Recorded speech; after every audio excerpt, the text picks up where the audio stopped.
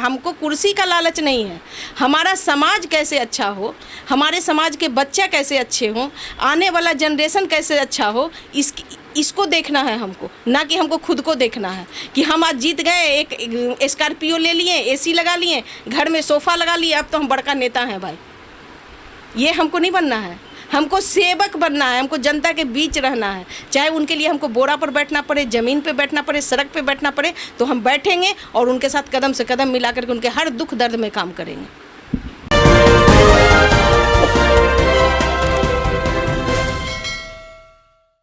Madam अपना परिचय आप देंगे? सबसे पहले तो आपके चैनल के माध्यम से चैनल के सभी टीम को बहुत बहुत धन्यवाद।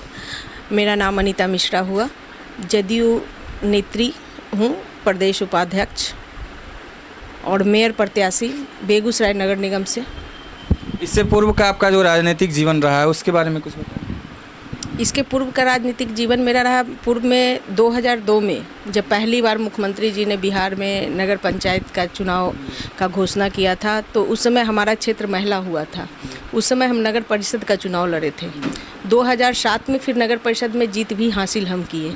उसके बाद शिक्षा समिति अध्यक्ष रह के हम समाज में काम किए और लगभग 22 वर्षों से लगातार समाज में हम काम कर रहे हैं, चाहे वो शिक्षा के माध्यम से हो। घर में पहले हम अपने घर में एक कोचिंग चलाते थे जहाँ की मतलब निःशुल्क बच्चों को शिक्षा दिया करते थे और बहुत दिन तक स्कूल में भी जा कर के हमने बच्चों को शिक्षा देने का कार्य किया है। और यूँ तो कहिए तो समाज से लगातार हम जुड़े हुए हैं 22 वर्षों से। आपको राजनीति में आने की प्रेरणा किन से मिली?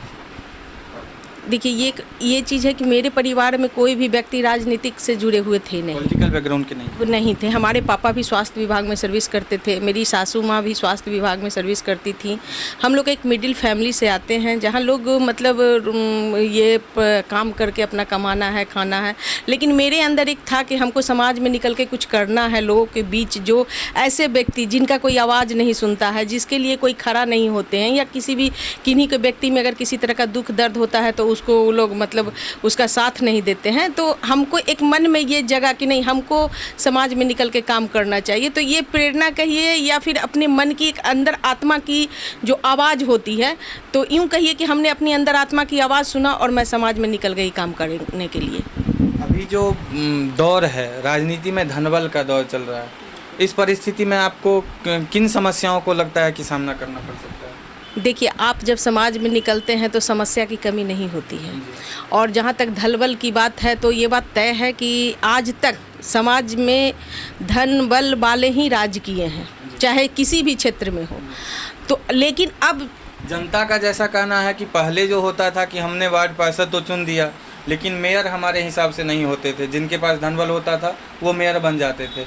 लेकिन इस बार जनता को सीधे अपना मेयर चुनने का मौका मिल रहा है।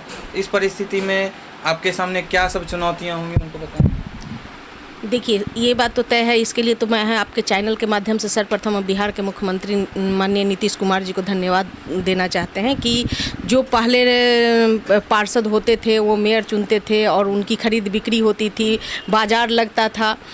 और इसी वजह से समाज में कभी भी डेवलप समाज का नहीं हुआ, कभी भी जो विकास होना चाहिए था वो विकास नहीं हुआ।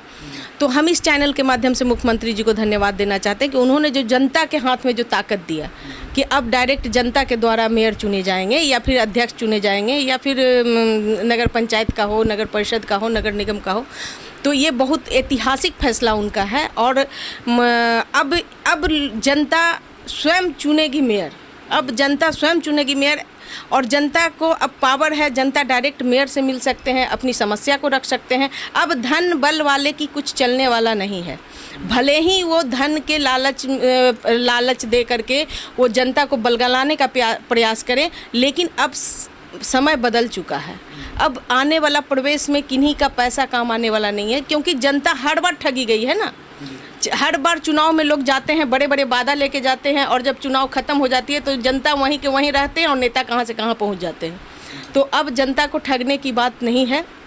अब जनता जानती है कि उनको किस तरह की जनप्रतिनिधि चाहिए, समाज में समाज सेवी चाहिए और कोई नेता चाहिए। जैसा कि अभी हम बेगूसराय के विभिन्न क्षेत्रों में घूम रहे थे, तो वहाँ पे घूमते हुए सबसे बड़ी समस्या जो हम लोग के सामने आई वो है जाम की समस्या। इससे निजात पाने के लिए आप क्या करेंगे? देखिए, जाम की समस्या तो बेगूसराय में है। जाम की समस्या है, और जाम की समस्या के लिए देखिए, अभी जो आप देख रहे होंगे फुटपाथ पे लोग मोटरसाइकिल लगा के छोड़ देते हैं, ठेला लगा के छोड़ देते हैं, या फिर सब्जी वाले हैं सब्जी लगाते हैं। तो देखिए, सब्जी वाले के जो गरीब गुरबा है, जो फुटपाथ पे दुकान चलाते हैं, उनकी भी मजबूरी है, क्योंकि वो नहीं करेंगे तो फिर उनका पेट कहाँ से भरेगा। लेकिन ये जिम्मेवारी हमारी है कि हम उनको एक उचित स्थान दें, ताकि वहाँ जा कर के वो अपना रोजगार कर सके। और वो पर्याप्त मात्रा में हमारे नगर निगम में ज़मीन है, लोग उसके तरफ देखना नहीं चाहते हैं।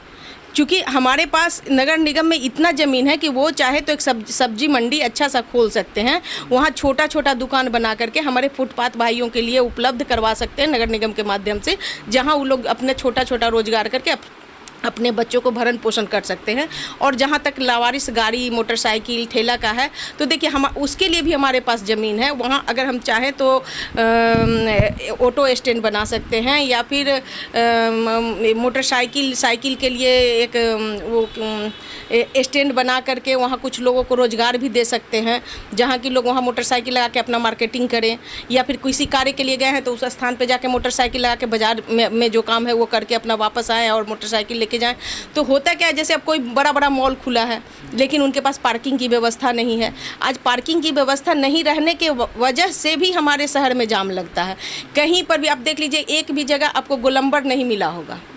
आप मतलब कि सारा अतिक्रमण भरा हुआ है।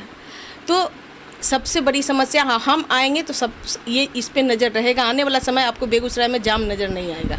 मैडम, महिला सुरक्षा जो कि इस बार तो सरकार ने भी किया कि यहाँ पर महिला प्रत्याशी को मेयर के लिए चुना है, तो फिर महिला सुरक्षा के लिए आप क्या करेंगे? महिला सुरक्षा के लिए देखिए, ये सही बात बताएं कि सरकार कहती है कि हमने महिलाओं को बहुत सारा आरक्षण दिया। आज हमारी महिला स्वतंत्र रूप से सड़क पे घूम रही हैं, अपने कार्य को कर रही हैं, आत्मनिर्भर होकर के सारी महिलाएं घूम रही हैं। महिला सुरक्षा के लिए हमारे नगर निगम प्रशासन मुहैया कराएगी। हर एक चौक चौराहा पे प्रशासन रहेगा। हमारी महिलाओं के प्रति अगर कोई भी व्यक्ति अगर गलत निगाह रखते हैं या गलत कदम उठाते हैं, तो प्रशासन, सरकार की प्रशासन कहीं जाए, नगर निगम उसको सज़ा देने के लिए तैयार है।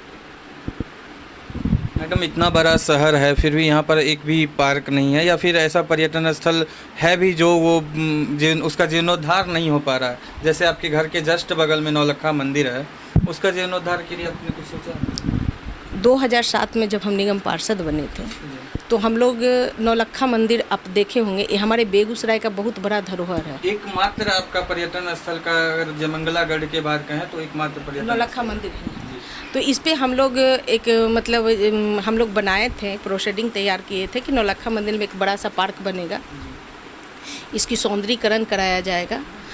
और नौलक्खा मंदिर के बाद भी आप देखे होंगे कि बहुत सारा ज़मीन पड़ती पड़ा हुआ है, तो वहाँ पर भी हम लोग रखे थे कि वहाँ पे छोटा छोटा दुकान बना करके जो ये रोड सड़क पे जो सब्जी उब्जी बेचते हैं, उन सभी को वहाँ जगह दिया जाएगा। ये लोग जा कर के वहाँ सब्जी लगाएंगे, ताकि हमारे समाज में जो बूढ़े बुजुर्ग हैं या फिर हमारे घर के माता बहन जो सब्जी खरीदने निकलती हैं, इस बहाने भी कम से कम उतना दूर चल के जाएंगी, नौलक्खा मंदिर का भी लुत्फ़ उठाएंगी, वहाँ घूमेंगी और सब्जी खरीद करके शाम में घर चली आएंगी। तो इसके लिए हम लोग 2007 में किए थे। लेकिन जब हम लोग हारे और जब ये लोग नए लोग जब जीत के गए, तो इन लोगों को इससे कोई मतलब नहीं था। समाज के विकास से किन्हीं को कोई मतलब नहीं था। आज लोग आए मैदान में, भले ही आए, पैसा है, पैसा का पावर दिखा करके समाज के बीच में आ रहे हैं, लेकिन विकास की बात कीजिएगा तो आप आज हमारे बेगूसराय को नगर निगम हुए 10 साल होने जा रहा है, और 10 साल में हमारा बेगूसराय 1 इंच भी नहीं घसका है। और हमको लगता है कि 2007 के बाद से भी बदतर नगर, जिस समय नगर परिषद था, इससे बेहतर था, लेकिन नगर निगम होने के बाद उससे भी ज़्यादा कठिनाइयाँ के सामना लोगों को करना पड़ रहा है। तो ये बात तय है, इसके लिए तो हम लोग भी बहुत तकलीफ़ है। और आने वाला समय में ये मेरा सबसे पहला जवाबदेही होगा कि नौलक्खा मंदिर जो हमारे बेगूसराय का नींव है, बेगूसराय का एक धरोहर है, इसको सबसे पहले ध्यान में रख करके पहला प्राथमिकता का तो सब लोग बोलते हैं मैडम, लेकिन मंदिर का जो हमने आज हमारी टीम वहाँ भी सवेरे पहुँची थी लगभग 7 बजे के आसपास, वहाँ के महंत जी से भी हमने बात किया था, तो उनका कहना था कि पार्क के लिए सभी लोग बोलते हैं और जो भी होता है, लेकिन मंदिर का ट्रस्ट भी अब सही से काम नहीं कर पा रहा है। मंदिर का गुंबज ढह रहा है, उसके लिए आप क्या करें? देखिए, मंदिर का खुद का पैसा है, ये नौलक्खा मंदिर का अपना एक कमेटी है, और नौलक्खा मंदिर को सरकार ना भी पैसा दे तो उसको खुद का इतना पैसा है कि उससे चाहेगा तो मंदिर को सौंदर्यीकरण के अलावा भी बहुत कुछ उस मंदिर में कर सकता है। लेकिन इस लूट खसोट में सभी लोग शामिल हैं, चाहे वो प्रशासन हो, चाहे उस कमेटी का मेंबर हो, चाहे वो महंत हो, सभी लोगों को मिली भक्त से ये कार्य होता है। इसमें आप एक चीज़ बताइए कि इसमें दूसरा किसी की आवश्यकता है क्या? जब नौलक्खा मंदिर का खुद का इनकम है, सारा चीज़ है, आप जाके देखिए ना, पूरा झोल लगा हुआ है, एक झोल झाड़ने वाला कोई नहीं है। हम लोग का ये सवाल हमने भी किया था कि उसके ऊपर से पूरा पेड़ पौधे जन्म गए हैं छोटे छोटे, तो उसके लिए भी सवाल किया तो उन्होंने कहा हमारे पास पैसे नहीं है इन सब चीज़ों को करवाने के। कहाँ गया पैसा? वो बताएंगे ना कि आखिर ट्रस्ट का पैसा सब कहाँ गया। आप यहाँ से वहाँ जितना गए होंगे, आप जिस यहाँ चौक से नीचे उतरे होंगे, वो सारा मार्केट नौलक्खा मंदिर का है। यहाँ से वहाँ तक सारा मंदिर नौलक्खा मंदिर का है, ले फिर इसका पैसा जाता कहाँ है? महंत जी जवाब देंगे ना भाई। इतना पैसा नौलक्खा मंदिर में होने के बावजूद अगर वो कहते हैं कि हम लोग के पास पैसा नहीं है, हम लोग कहाँ से करें, तो जवाब दें।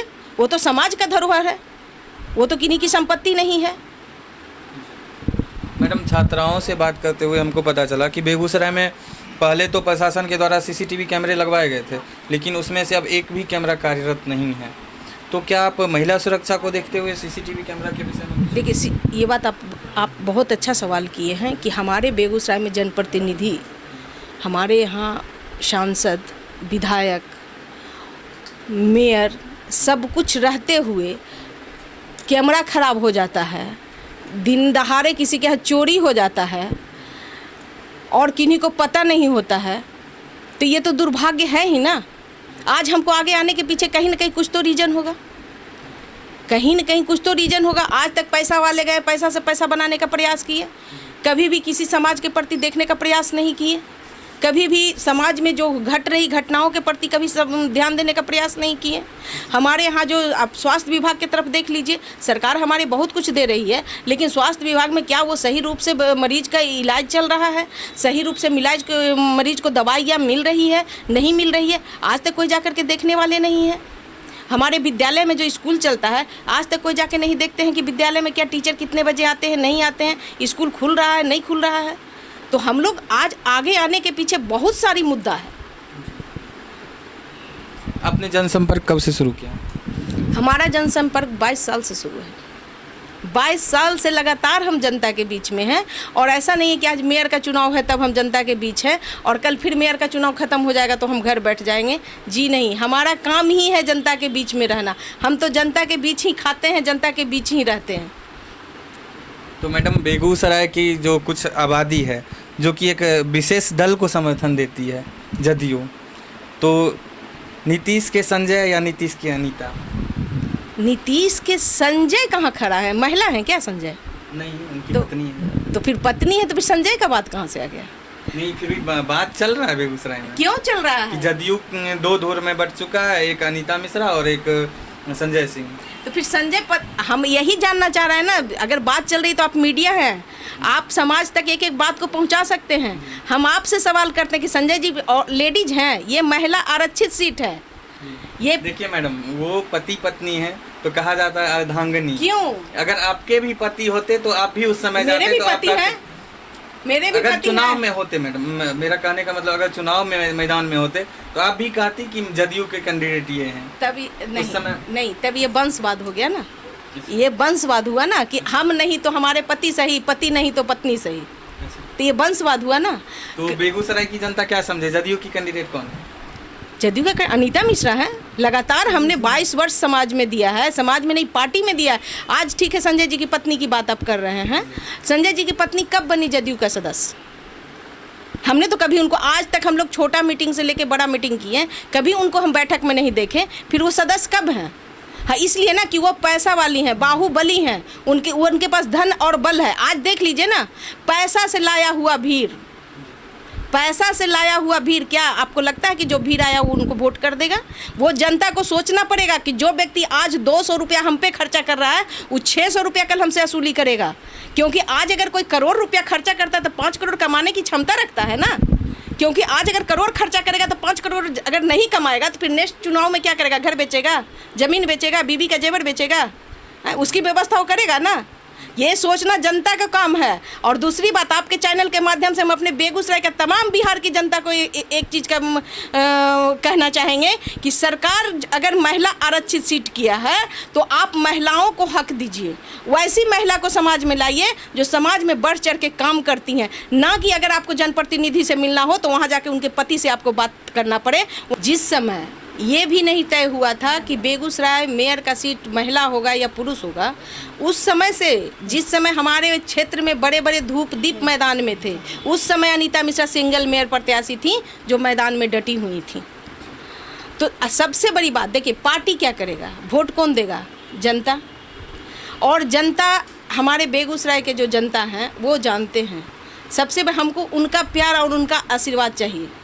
अभी एक मेयर कैंडिडेट थी, वही संजय जी की पत्नी थी, तो संजय जी बोल रहे थे कि हमने कोरोना काल से लेके अब तक कभी इस जनता का साथ नहीं छोड़ा। आपने कोरोना काल में जनता का कुछ मदद किया? देखिए, कोरोना काल में जो स्थिति थी, कितना साथ दिए नहीं दिए ये चीज़ तो देखने का चीज़ है। हमारी आदत शुरू से रही है कि अगर हम कोई कार्य करते हैं, अगर किन्हीं को मदद करते हैं तो हम कभी फ़ोटो नहीं खिंचवाते हैं। होना भी नहीं चाहिए। किसी का मदद करके आज किसी को आप एक पैकेट बिस्कुट दीजिए, उसको फोटो खिंचाइए या सोशल मीडिया पे डाल दीजिए कि हमने समाज के लिए ये किया, ठीक है? तो ये काम हम नहीं करते हैं और ये जनता हमारी जानती है कि हमेशा उनका दुख हो सुख हो, हमेशा हम उनके साथ लगातार लगे रहते हैं।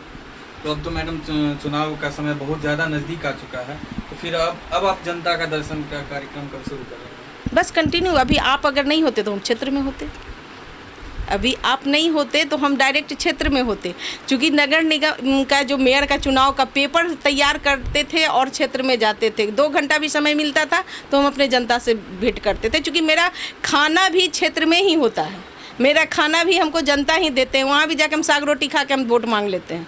क्योंकि हम एक ऐसे व्यक्ति हैं जो हमको कुर्सी का लालच नहीं है, हमारा समाज कैसे अच्छा हो, हमारे समाज के बच्चे कैसे अच्छे हों, आने वाला जनरेशन कैसे अच्छा हो, इसको देखना है हमको, ना कि हमको खुद को देखना है कि हम आज जीत गए, एक स्कॉर्पियो ले लिए, एसी लगा लिए, घर में सोफ़ा लगा लिए, अब तो हम बड़का नेता हैं। भाई, ये हमको नहीं बनना है, हमको सेवक बनना है, हमको जनता के बीच रहना है। चाहे उनके लिए हमको बोरा पर बैठना पड़े, ज़मीन पे बैठना पड़े, सड़क पे बैठना पड़े, तो हम बैठेंगे और उनके साथ कदम से कदम मिला करके उनके हर दुख दर्द में काम करेंगे।